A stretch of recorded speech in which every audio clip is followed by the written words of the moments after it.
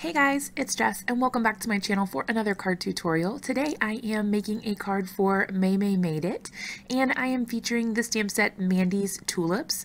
So I decided that I wanted to go for a more watercolor sort of look with this process. So I started using some of the layered images from that stamp set and just a couple like semi-coordinating ink pad colors.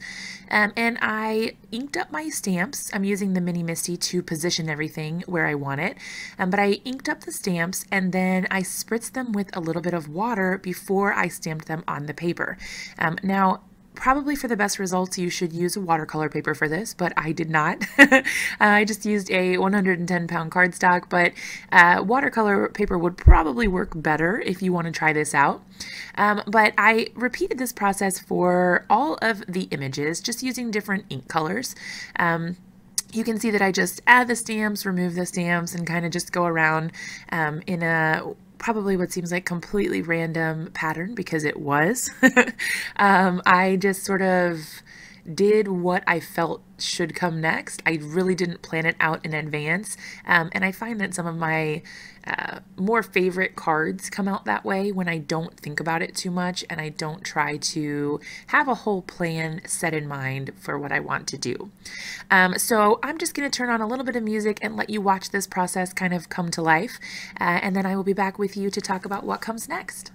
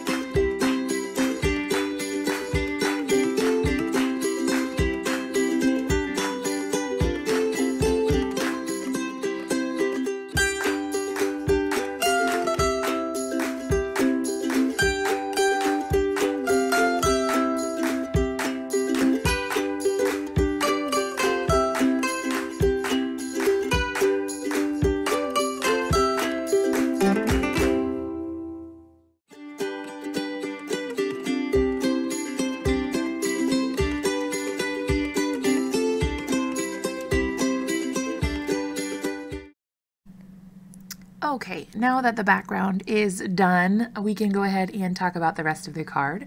So I am just using the adorable sentiment on this stamp set. It says, "Spring is a kiss from the sun, a hug from the breeze, and a soft whisper from the petals of the flower." And I just think that is such a sweet sentiment, and it really makes this card a good go-to for kind of any occasion. And it's nice to have a few of those on hand just for when you need something. And it doesn't have to be super specific. So I'm using my Mini Misty again to get my stamp in position. I'm using a piece of black cardstock for this and the embossing ink from Brutus Monroe. I'm inking up the stamp and then pressing it closed with that lid, using the magnet to keep my paper in place. So now I'm going to use the embossing powder from Brutus Monroe. This is the Alabaster color. It's a great white. I use it for pretty much everything.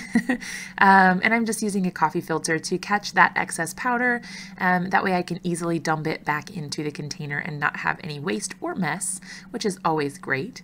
I did use my heat tool to go ahead and melt that embossing powder, and now I am just taking a little bit of time to measure things out with my paper trimmer and make sure I get it even.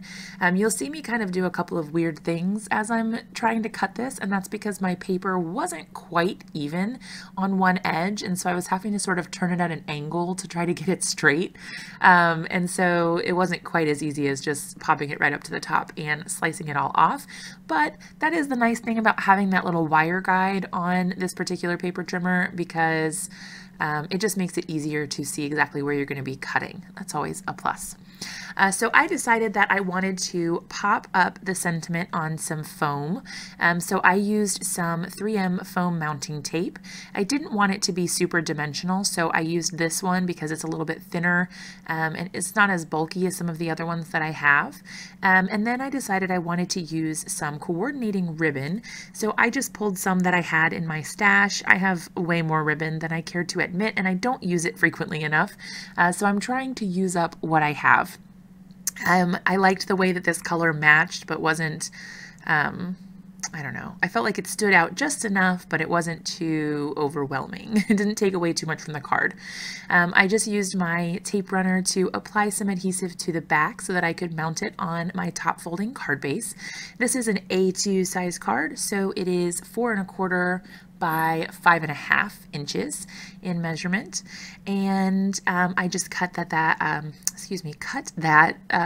card front a little bit smaller than that so that it was matted nicely over top. And then I'm just pulling off the foam backer and adhering my little sentiment to the card. I did go ahead and also tie a bow. Now, this is my super top secret method of tying ribbons in perfect little bows every single time. I literally use this fork. I do have a video on this where I at least show you how to do it a couple times. If you're interested, you can click the little link up top and it'll take you to that video. But there is that super cute little bow. It's perfect every time, which is awesome. I am ashamed to admit that I used super glue for this because I am really impatient, you guys, and I didn't want to wait. I didn't want to wait for another adhesive to dry, so I just went ahead and used super glue and called it a day. So that is the completed card, you guys. I hope you love the way it turned out. If you did, be sure to give this video a thumbs up and subscribe to my channel for more videos like this in the future. Don't forget to hit that bell notification icon so that you do get notified when I post new videos as well. Thanks so much and have a great day, guys.